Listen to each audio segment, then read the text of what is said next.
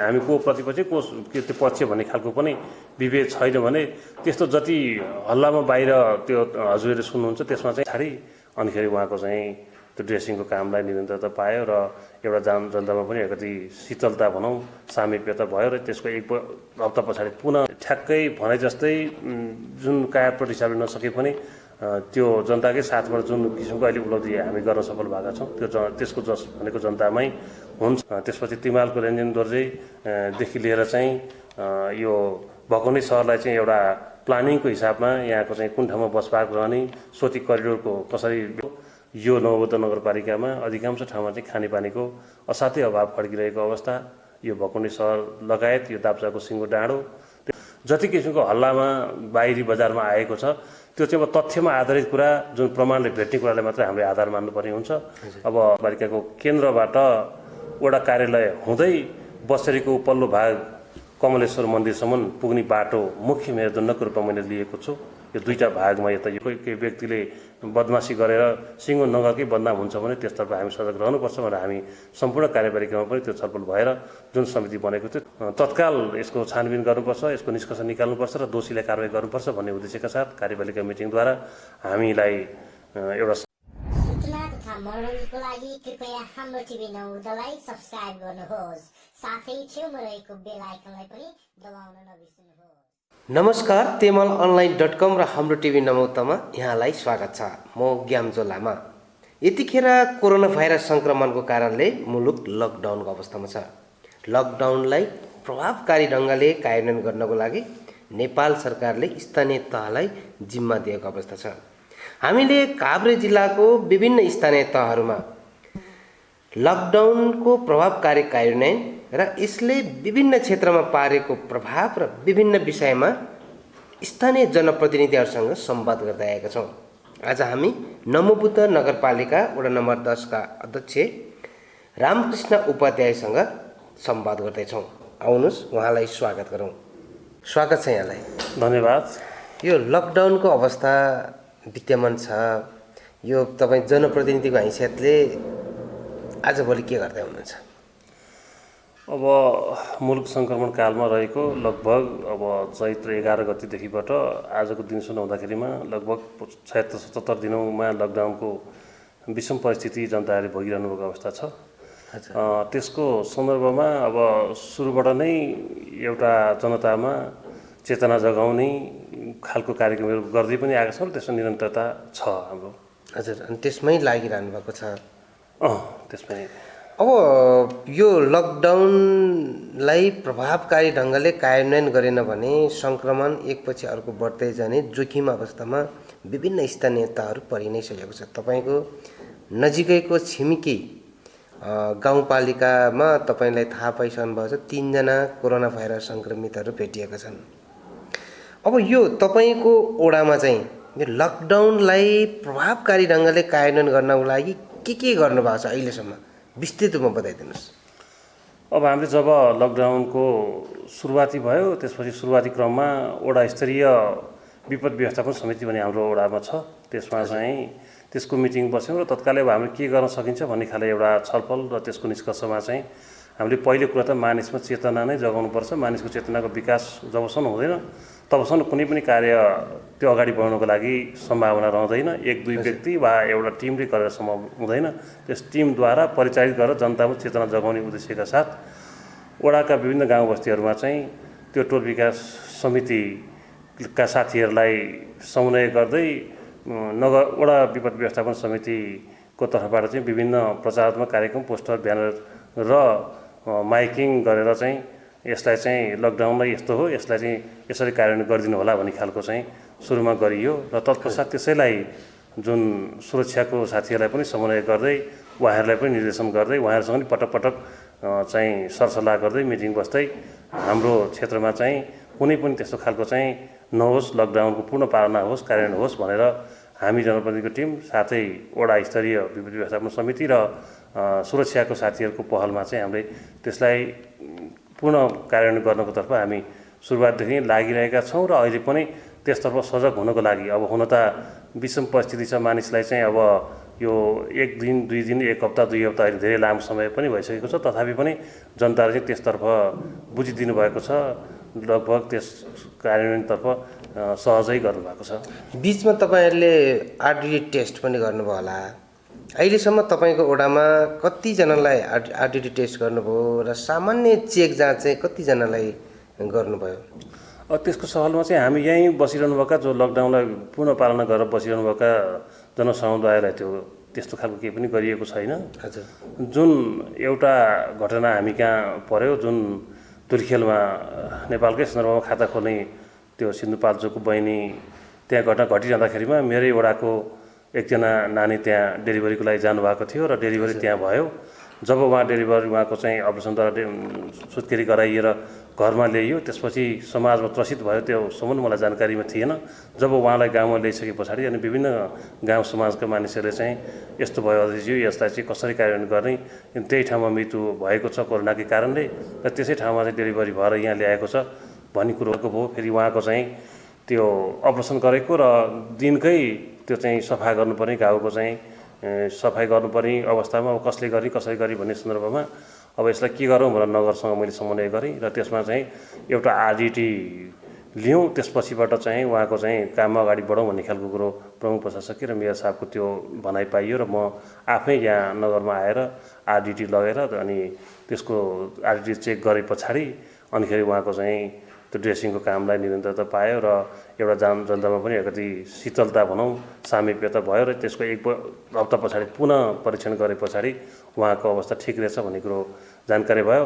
त्यस्तै एकजना 12 तिर आफ्नो ससुराली जानुभएको थियो मेरै वडाको, उहाँ पनि आइदिनु पहिला उता डाँडापरेतिरबाट हिँड्दै आउँछु भनेर आउनुभएको थियो। डाँडापरे आएपछि तपाईँ अहिले आउने सहजता छैन, यहाँ आइसकेपछि समस्या हुन्छ भन्ने खालको कुरा फोन मार्फत उहाँको आफन्तलाई जानकारी गराएँ। त्यसपछि उहाँ फर्केर जानुभयो र पुनः उहाँ गएपछि एउटा एम्बुलेन्सको सहयोग लिएर उहाँ काठमाडौँ हुँदै बनेपा आउनुभएछ। बनेपाबाट गाउँ आउनुभयो भन्ने कुरो जब फुलबारीबाट यता लागेपछि धेरै फोनहरू आइरह्यो। अनि त्यस सन्दर्भमा पनि अब के गर्ने भन्ने बारेमा अलिकति कौतूहलता जाग्यो र फेरि यता नगरसँग समन्वय, नगर स्वास्थ्यसँग समन्वय गर्दाखेरिमा यसको पनि आरडिटी हेरौँ र उहाँलाई चाहिँ 2 हप्ता होम क्वारेन्टाइनको व्यवस्था गर्नुपर्छ भन्ने खालको कुरा उहाँहरूबाट आए पछाडि त्यही खालको आरडिटीमा दाप्चा एपओमा आरडिटी परीक्षण गरियो। त्यसमा चाहिँ नेगेटिभ रिपोर्ट आए पश्चात तपाईँ 2 हप्ता चाहिँ कहीँ कतै पनि नगएर तपाईँ आफ्नो बालबच्चासँग पनि अलग रहेर बस्नुपर्ने हुन्छ भनेर उहाँलाई जानकारी सजगता गराइयो र त्यस अनुरूप नै उहाँले चाहिँ त्यो मानिकन उहाँको समय सीमा पार भइसकेको अवस्था छ।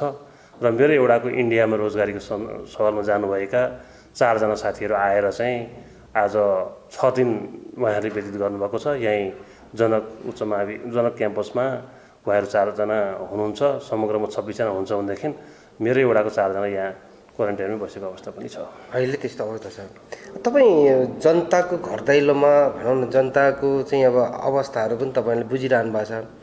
अहिले जनताको मनस्थिति चाहिँ कस्तो पाउनु भयो पछिल्लो चरणमा? यो धेरै गाह्रो छ, अब हताश छ, यो कहिलेसम्म के हो भन्ने बारेमा धेरै अन्योलता छ। हामी पनि अन्योलमा छौँ, राष्ट्र नै एउटा अन्योलतामा छ। जबकि इन्डियामा अलरेडी सङ्क्रमणको सुरुवात हुँदाखेरिमा हाम्रो यहाँ 2, 4, 6, 8 जना हुँदाखेरिमा हामी धेरै त्यसलाई पालना गरेको, जनता अलि त्रसित रहेको र त्यसको पनि समय सीमा रहने यो असाध्य नै जब अब 3 महिना पार गर्दैको अवस्था छ।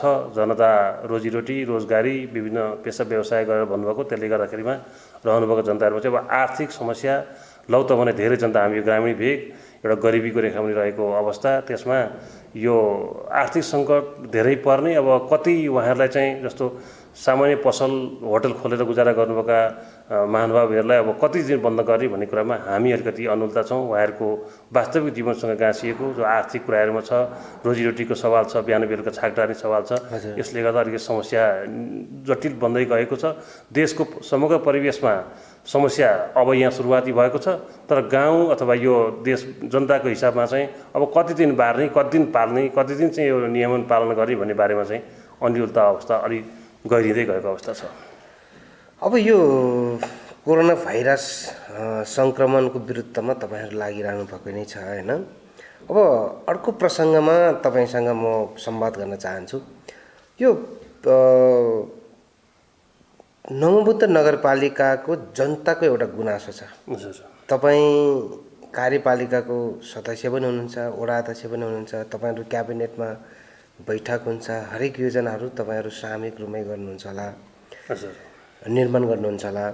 तर यो नवबुद्ध नगरपालिकालाई एउटा विकासको मोडलिटीमा लान सकेन, यसमा चाहिँ अब नमुनै के योजनाहरू चाहिँ बनाएन भन्ने गुनासो जनताको छ। किन बनाउनु भएन?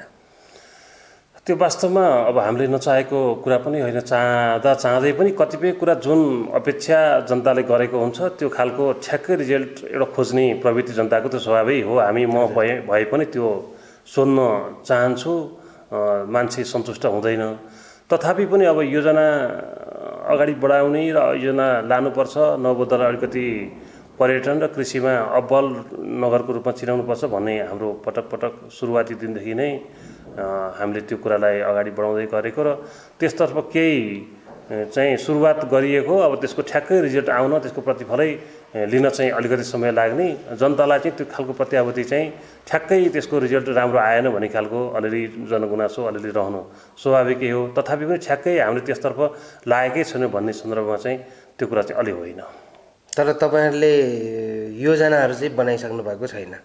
जस्तो अब हाम्रो योजना बनेको छ, तर त्यसलाई कार्यान्वयनको पक्षमा त्यसलाई पूर्णता पाउने सवालमा त अलि समय लाग्ने कुरा। योजना त यसलाई कृषि, पर्यटन, वातावरण मैत्री भन्ने खालको कुराहरूमा चाहिँ लागि परेका छौँ। त्यसतर्फ हाम्रो मास्टर प्लानहरू बनाएका छौँ, त्यसको सुरुवात छ, त्यो चाहिँ ठ्याक्कै सकिएको अवस्था नभएको कुरा।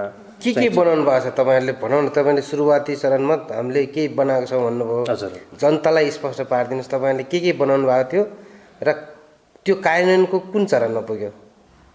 यसमा चाहिँ अब जस्तो विश्वमा चर्चित नवबुद्ध, जस्तो हाम्रो नाम पनि नवबुद्धले नै रहेको नगर छ।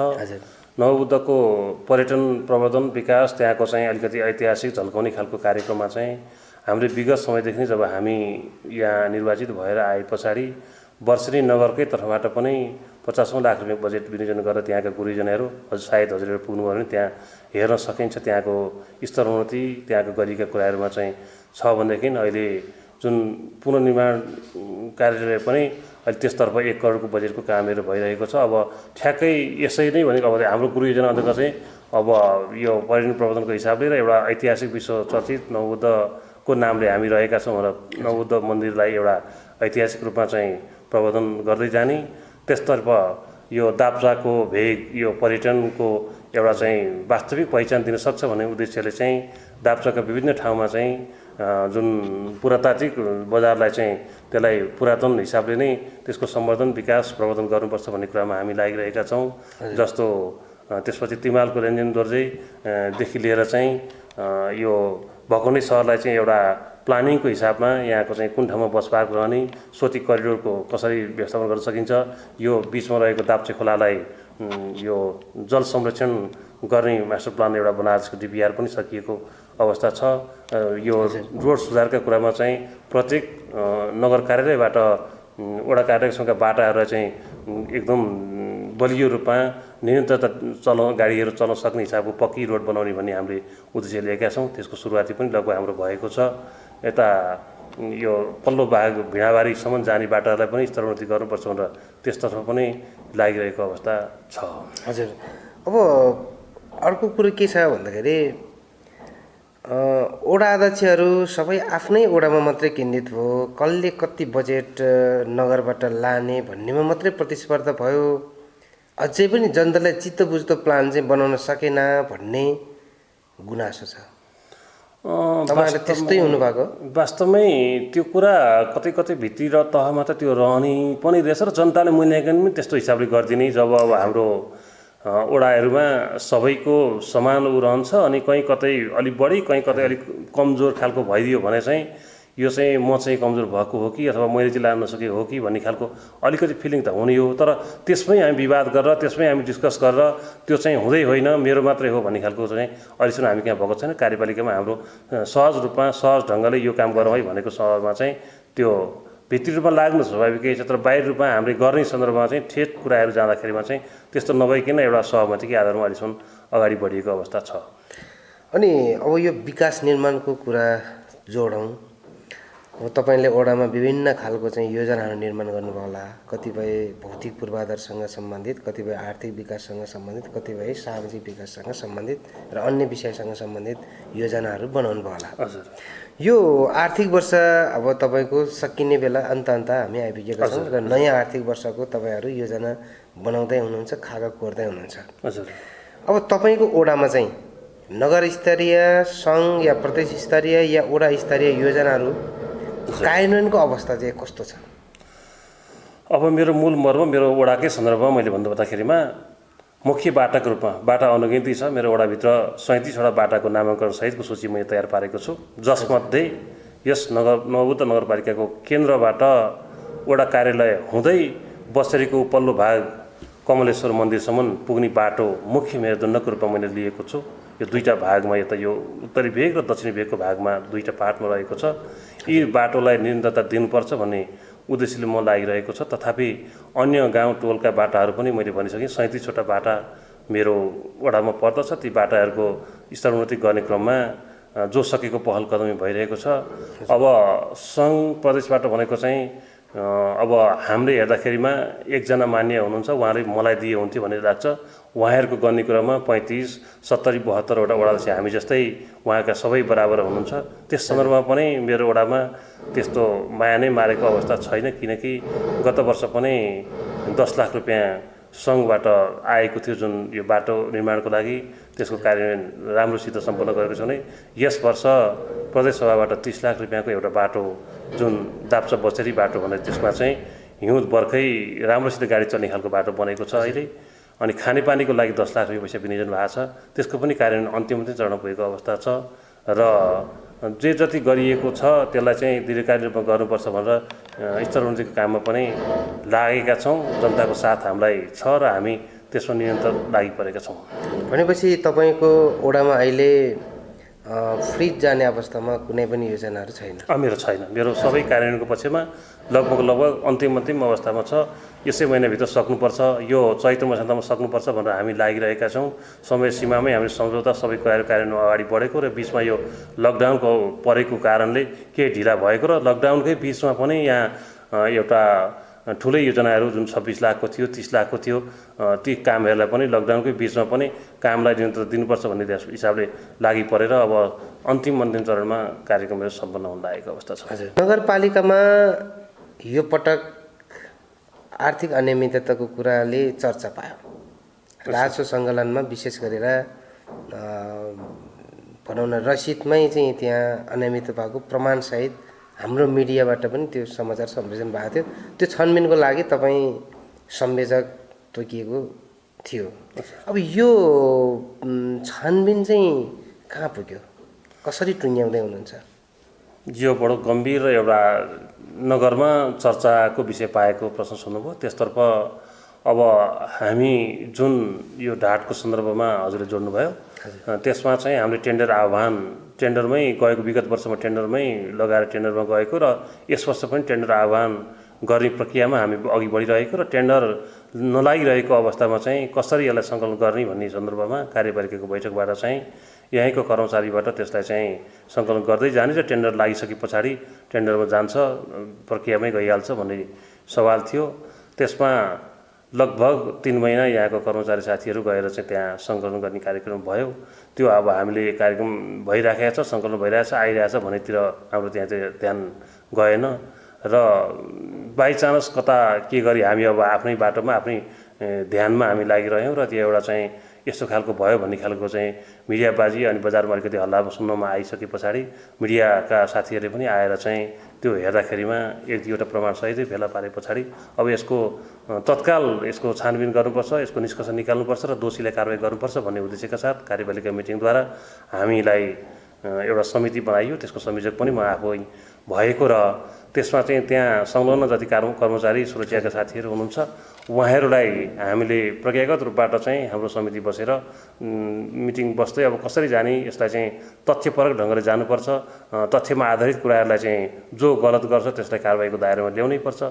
यो एउटा आर्थिक पाटोमा नै हामी नगर कतै मुछिन्छ, कोही व्यक्तिले बदमासी गरेर सिङ्गो नगरकै बदनाम हुन्छ भने त्यसतर्फ हामी सजग रहनुपर्छ भनेर हामी सम्पूर्ण कार्यपालिकामा पनि त्यो छलफल भएर जुन समिति बनेको थियो त्यसको छानबिनको प्रक्रियामा हामी लागिरहेका थियौँ। 3-4वटा मिटिङ हामी बस्यौँ। प्रारम्भिक रिपोर्ट पनि हामीले एउटा तयार पारेका थियौँ, जबकि त्यो संलग्न कर्मचारी साथीहरूको 1-to-1 इन्टरभ्यू त्यसपछिबाट चाहिँ छलफलमा गर्दाखेरिमा र त्यसो हुँदै गर्दाखेरिमा अख्तियार अनुसन्धान आयोगबाट पनि ठ्याक्कै त्यसै अवस्थामा हामी यहाँ मिटिङ बस्ने नै दिन थियो, त्यही दिन आउनुभएछ र उहाँले सम्पूर्ण कागजपत्र हाम्रै रोभरमा सबै अब हामी लिएर जाने हो, तपाईँहरूको यहाँ आफ्नो प्रक्रिया अगाडि बढाउनुहोस् भनेर चाहिँ यहाँको सम्पूर्ण कागजपत्र उहाँहरूले चाहिँ लिएर गइदिएपछि अब हामीभन्दा उपल्लो भनेको चाहिँ अख्तियार नै आएर गरिसकेपछि त हाम्रो अभिभावक संस्था त्यो रह्यो, त्यसबाट नै सत्यता आउला। अब हामीले गर्ने कुरा त आन्तरिक रूपमा हामी यहाँ होमवर्क गर्दै गर्छौँ, तथापि यसको क्लिन भनेको त जुन त्यहाँ फल देखिएका बिल भरपाईदेखि लिएर सम्पूर्ण उहाँले लगिसके पछाडि अब त्यसको रिजल्टको प्रतीक्षामा हामी छौँ। हामीले गर्ने चाहिँ प्रारम्भिक खालको बनाइकन रिपोर्ट अख्तियारसम्म पेस गर्ने काम चाहिँ सक्रिय टुङ्गेको अवस्था छ। यहाँ पटक पटक कुरा गर्दाखेरिमा अख्तियारमा पनि अब यो लकडाउनको परिवेश अब त्यो टुङ्गिने अवस्थामा कसरी आउँछ भन्ने हामी प्रतीक्षामा छौँ। यति भनिरहँदा पनि जनतामा एउटा चाहिँ भनौँ जिज्ञासा त रहेकै छ, जनताको गुनासो त तपाईँहरूमाथि रहेकै छ। तपाईँको नेतृत्वमा छानबिन गर्दाखेरिको अवस्थासम्ममा आइपुग्दाखेरि चाहिँ ठ्याक्कै तपाईँले के देख्नुभयो? अब जति पनि बजारमा हल्ला जति चलेको थियो, जति रूपमा चाहिँ मिडिया अब त्यो जसले जहाँ हुन्छ अनि मिडियाले तथ्यलाई अवलम्बन गर्नुपर्ने जुन फेक खालको बिलहरू जुन भेटिएको ती कुराहरू पत्रिका मार्फत पनि आएको हजुरलाई जानकारी नै छ। तपाईँहरू पनि त्यसमा संलग्नता अथवा तपाईँले पनि त्यसको खोजी कार्यमा सहयोग गर्नुभएकै कुरा हो। जति किसिमको हल्लामा बाहिरी बजारमा आएको छ त्यो चाहिँ अब तथ्यमा आधारित कुरा, जुन प्रमाणले भेट्ने कुरालाई मात्रै हामीले आधार मान्नुपर्ने हुन्छ। अब पछाडि हल्लाकै पछाडि लाग्ने हो भने त कहाँ के कति हुन्छ, त्यसको ठ्याक्कै हामी जिस्टमा पुग्नको लागि चाहिँ जति तपाईँ जुन पत्रकार साथीहरू यहाँ भेट्नु भएको छ र अरू त्यो केलाउने क्रममा अख्तियारले लानुभएको छ, त्यसको एक्ज्याक्ट रिजल्ट चाहिँ अब हामीले त्यो बिलकै आधारमा छानबिन गर्नुपर्ने हो। र बिल नै चाहिँ उता गइसकेको अवस्था अब र पनि त्यसमा पनि हामीभन्दा मैले अघि नै भनिसकेँ, जुन उपल्लो माथि हाम्रोभन्दा अभिभावक जुन राज्यको चाहिँ अख्तियार अनुसन्धान आयोगकै मान्छे आइसकेपछि हामी ढुक्क छौँ, उहाँहरूबाट क्लिन आउँछ, त्यसमा शङ्का लागेमा अझै पनि हामी हेर्नेछौँ भन्ने खालको कुरा। नयाँ नीति तथा कार्यक्रम र बजेट तर्जुमा, योजना तर्जुमामा तपाईँहरू अब जुट्ने क्रममा हुनुहुन्छ होइन? हजुर। अब यो आगामी नीति तथा कार्यक्रम र बजेटमा वडा स्तरीय र नगरपालिका स्तरीय योजनाहरू चाहिँ के कुरामा केन्द्रित हुनेछ र तपाईँले व्यक्तिगत रूपमा चाहिँ नगरलाई यो स्तरमा पुर्याउने भन्ने योजनाहरू पनि सोचिरहनु भयो होला होइन? तपाईँ कसरी अगाडि बढ्नुहुन्छ आगामी दिनमा? अब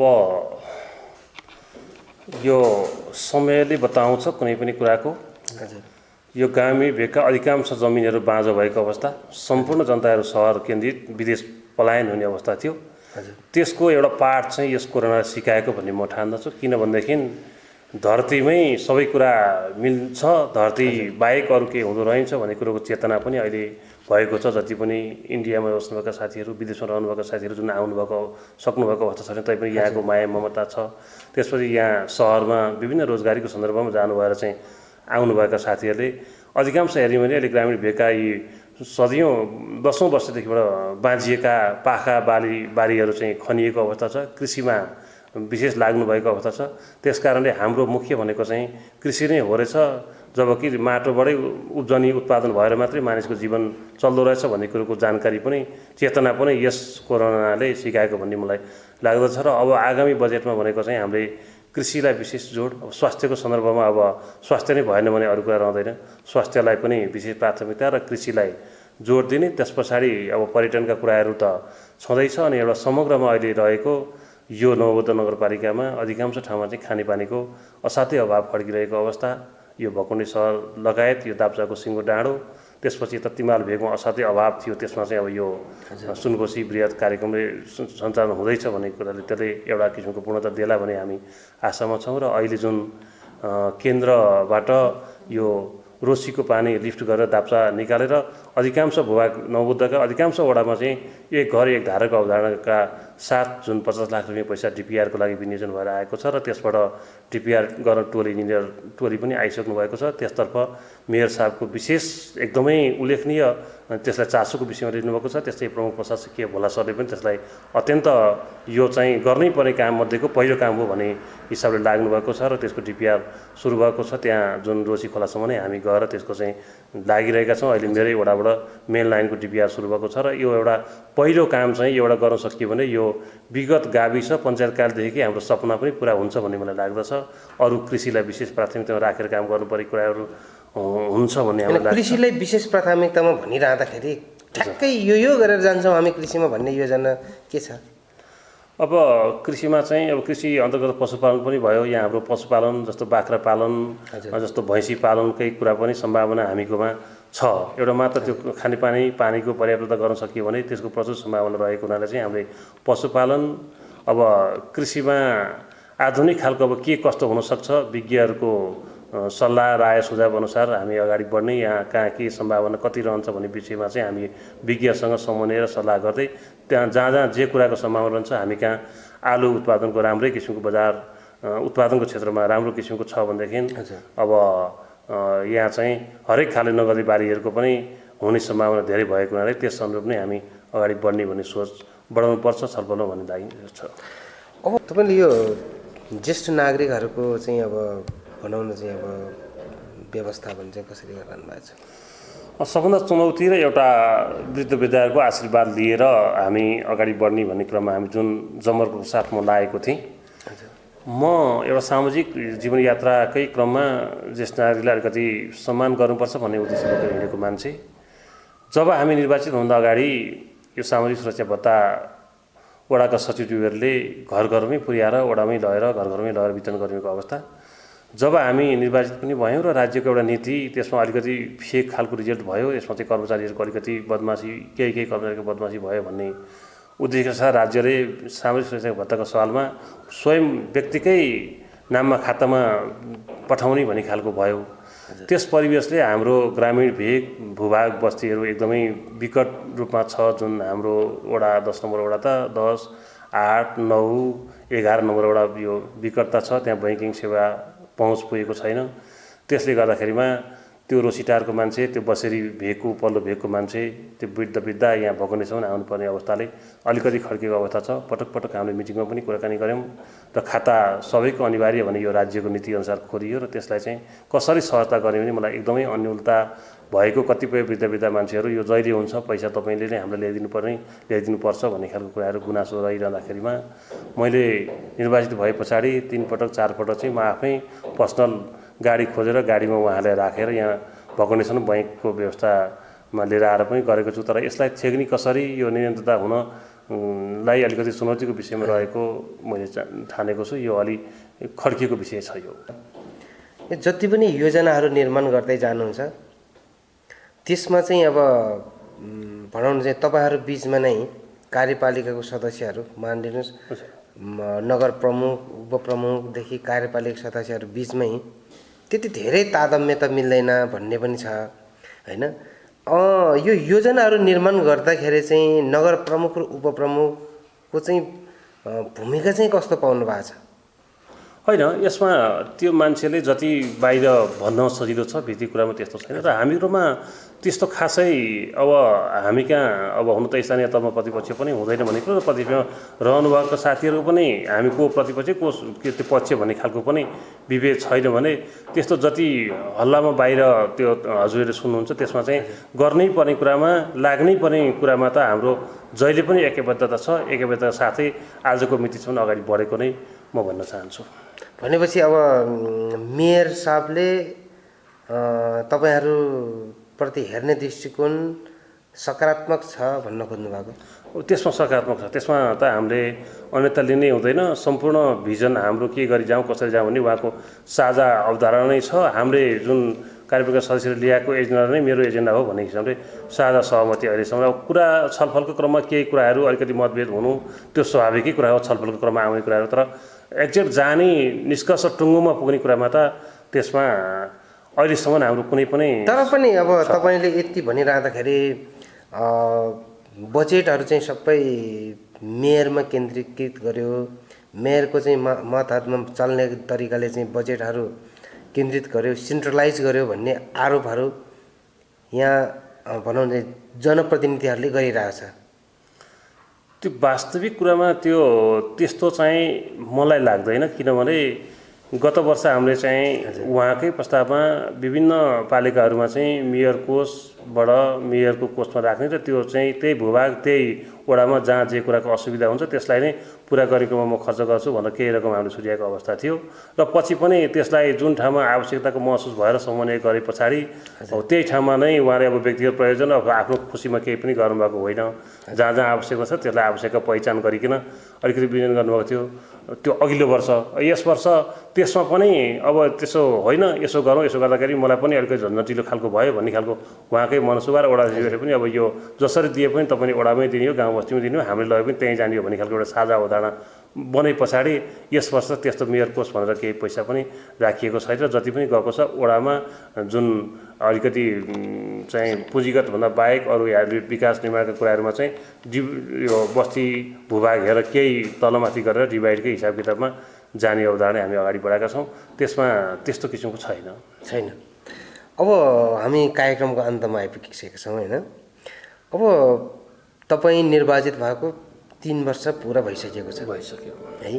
अब निर्वाचनको क्रममा जनतासँग तपाईँले विभिन्न खालको प्रतिबद्धता पनि जाहेर गर्नुभएको छ। स्वाभाविकै हो। एउटा आरोप के पनि आउँछ भन्दाखेरि आइरहेको छ भने नेताको कामै आश्वासन दिने हो, आश्वासन लिने त हो नि हामी त भन्ने जनताको गुनासो पनि छ।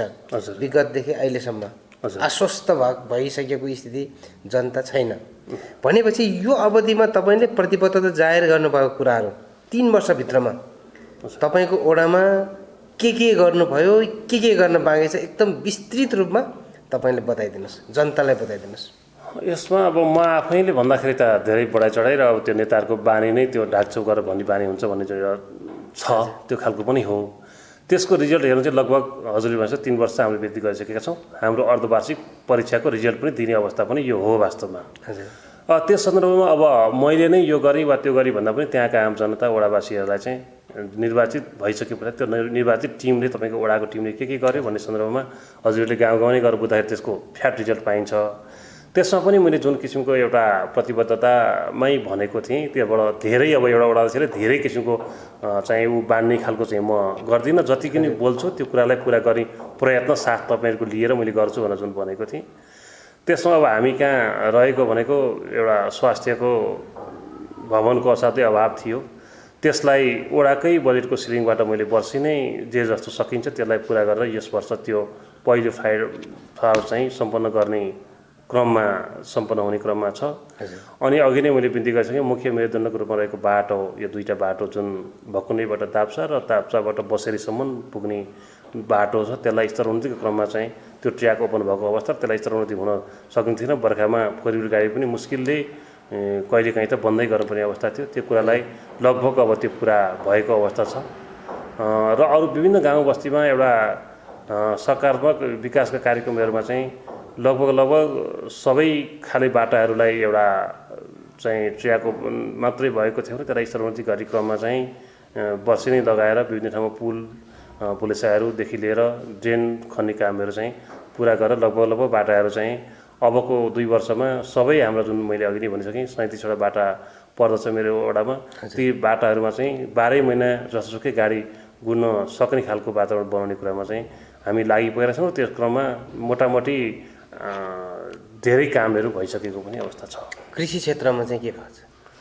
अब कृषि क्षेत्रमा खासै त्यस्तो धेरै अब देखिने खालको वडाले यो चाहिँ गरिदियो भन्ने खालको कुरा चाहिँ हाम्रोमा छैन। मैले ढाँटेर हुँदैन, अब यो मिडियाबाजी मात्रै गर्ने सवालमा रहेन। अब कृषिलाई अलिकति आधुनिकीकरणबाट जानुपर्छ, पशुलाई अलिकति गर्नुपर्छ भन्ने प्रोत्साहन गरेर हामीले सुरुकै वर्षमा हामीले यहाँ वडामा गएको सिलिङ मध्येबाट त्यो कृषि औजार जुन ट्र्याक्टरहरू वितरण गर्ने कामदेखि लिएर चाहिँ त्यो मकै छोड्नेहरू मेसिनहरू चाहिँ वितरण गर्ने कार्यक्रम भएको छ र त्यसलाई ठ्याक्कै फड्को मारेर कृषिले यो चाहिँ गरौँ है निर्वाचित बढी यो आएपछि कृषिमा यसरी यो एउटा चाहिँ हुन्छ नि प्लानिङको हिसाबले गर्ने सन्दर्भमा चाहिँ अहिलेसम्म अब त्यति भएको छैन। सुरुवात गर्ने क्रममा चाहिँ हामी लागि परेका छौँ। हजुर, यो अन्तमा तपाईँ भनिदिनुहोस् जनतालाई, यो लकडाउनको अवस्थामा छ, सबै मान्छेहरू भनौँ न सम्पूर्ण जनता चाहिँ एक भएर कोरोना भाइरस सङ्क्रमणको विरुद्धमा लड्नुपर्ने छ। यो अवस्थामा तपाईँले आफ्नो ओडावासीलाई के कुरा भनिदिनुहोस्? अब यस परिस्थितिमा सबै जनताको साथ र सहयोगबाट आजको दिनसम्म एउटा जुन किसिमको सद्भाव छ, जुन किसिमको कार्यान्वयनलाई नियमलाई कार्यान्वयनको पक्षमा लागिरहनु भएको छ, त्यसलाई निरन्तर रूपमा लागिदिन हुन र विशेष गरेर हिजोको दिनमा जे कुराहरू हामीले गरिरहँदा चुनावी उसमा गरिरहँदा कुराहरूमा त्यसमा चाहिँ चरणबद्ध रूपमा ठ्याक्कै भने जस्तै जुन कायापलट हिसाबले नसके पनि त्यो जनताकै साथबाट जुन किसिमको अहिले उपलब्धि हामी गर्न सफल भएका छौँ त्यो त्यसको जस भनेको जनतामै हुन्छ र यो अहिले जुन विषम परिस्थिति छ, विश्व त्रसित भइरहेको अवस्थामा यसलाई अहिलेसम्म यो 10 नम्बर वडाले जुन कार्यान्वयन एउटा चाहिँ यहाँ हरेक खालका चाहिँ राजनीतिक दल वा पार्टीहरू हुन्छन् त्यसमा पनि हाम्रो साझा धारणा एउटै बनेर जुन किसिमको सहयोग र साथ दिनुभएको छ त्यसलाई नै म विशेष धन्यवाद दिन चाहन्छु र त्यस अनुरूप नै अगाडि बढिदिनु समेत म आग्रह गर्दछु। हजुर, तपाईँले हाम्रो टिभी नमोबुद्ध र तेमल अनलाइन.com-लाई समय दिनुभयो, तपाईँले धन्यवाद। हस्, धन्यवाद, नमस्कार। सूचना तथा मनोरञ्जनको लागि कृपया हाम्रो टिभी नमोबुद्धलाई सब्स्क्राइब गर्नुहोस्, साथै छेउमा रहेको बेल आइकनलाई पनि दबाउन नबिर्सनुहोस्।